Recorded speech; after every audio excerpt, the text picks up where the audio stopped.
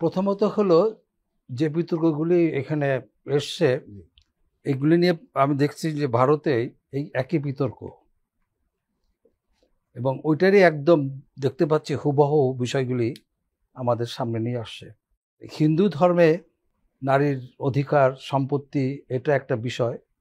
আর মানে ইসলাম ধর্মে এটা একদম স্পষ্ট, সুনির্দিষ্ট, এবং এটা অন্য কেউ করে নাই, আল্লাহ তার কোরআনে, পবিত্র কোরআনে সেই বিধানগুলি করে দিয়েছে। আমি দেখেছি এখানে যে ওই কমিশনে যেটা প্রথমত হলো যে এটা সুপারিশ, কিন্তু সুপারিশ নিয়ে যে বিতর্ক হতে পারে এটাও কিন্তু ভাবি নাই, কিন্তু এটা ঘটে গেল এই ক্ষেত্রে। কোরআনুল করিমের মধ্যে সূরা নিসায় এটা স্পষ্ট করা আছে, ইভেন পিতার যেমন পুত্রের যে সম্পদ আছে নিজের নামে, সেটা পুত্রেরই। ইসলাম অনুসারে ওই সম্পদ পিতা মাতা ভোগ করা তাদের জন্য মানে ভোগ করতে পারবে, কিন্তু সন্তান যদি মারা যায়, মারা গেলে এটা পিতা মাতাও সম্পদের অধিকারী হবে, তার সন্তানেরও হবে। আমার এত চমৎকারভাবে কোরআন এগুলি ভাগ করে দিয়েছেন আল্লাহ পাক, এটা নিয়ে কিন্তু কোনো বিতর্ক আমাদের যেখানে 90% মুসলমানের দেশে অনাহুত বিতর্ক সৃষ্টি করা। আমি জানি না এই ধরনের কমিশনে কোনো কোনো এক্সপার্ট, কোনো আলেম ছিলেন কিনা যারা এই সম্পর্কে অভিজ্ঞ, সেই ধরনের কোনো কেউ ছিল না। তবে এই ধরনের কমিশন আসলে থাকা উচিত ছিল। তো যেহেতু এটা একটা সুপারিশ, এ ব্যাপারে মনে হয় যে সরকার নিশ্চয়ই সংশোধনের সুযোগ আছে, এবং আমাদের যারা বিখ্যাত মুফতি আছে, যারা যারা এই সম্পর্কিত জ্ঞান আছে, তাদের পরামর্শ নিয়ে এই কমিশনের যে সংশোধনের বিষয়টি তারা করবেন। এবং আমার যেটা মনে হচ্ছে যারা এটার সঙ্গে যুক্ত আছেন তারা হয়তো আমাদের যে ইসলামের যে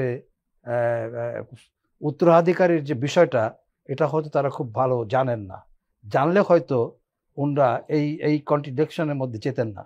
কারণ এটা এমন একটা জিনিস যে অন্তর্বর্তী সরকার নেয়, অন্য কোনো সরকার হলে এতক্ষণে রাস্তাঘাটে হাজার হাজার লোক নেমে যেত এই প্রতিবাদে। তা আমরা মনে করি যে এই ভুল সংশোধন হবে, এবং এইভাবে ঢালাওভাবে এইসব জিনিস যেখানে সুস্পষ্ট কোরআনিক নির্দেশ আছে সেইটা লঙ্ঘন করার অধিকার বা ক্ষমতা কোনো মানুষের নাই। এটা হলো একজন মুসলমান হিসেবে আমার বিশ্বাস।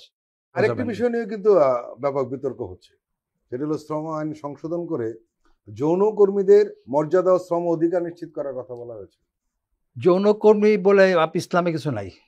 আমার পরিপূর্ণ একটা ইসলামিক জীবনযাপনের দেশ এটা। আমরা 90% মুসলমানের দেশ। অনেকে হয়তো ইসলাম ধর্মকে ওভাবে পালন করে না, কিন্তু বিশ্বাস থেকে বিচ্যুত হয় খুব কম লোক। তারা বিশ্বাসটা ঠিকই থাকে। আমি যেহেতু ইসলামিক জীবনযাপনের মধ্যে আমরা বসবাস করি, এবং আমরা জন্ম নিয়েছি ইসলামিক বিধিবিধানের মধ্যে, বড় হয়েছি পারিবারিক ইসলামিক পরিবেশের মধ্যে, কোনো অবস্থাতেই আমাদের ধর্ম 90% মানুষের যে ধর্ম এখানে ইসলামে এইটা পারমিটই করে না। সুতরাং এইটার কি হবে না হবে এই বিষয়ে আমাদের কোনো নাই আর কি, মানে কনক্লুশন দেওয়ার কোনো সুযোগ নাই, কারণ নাই।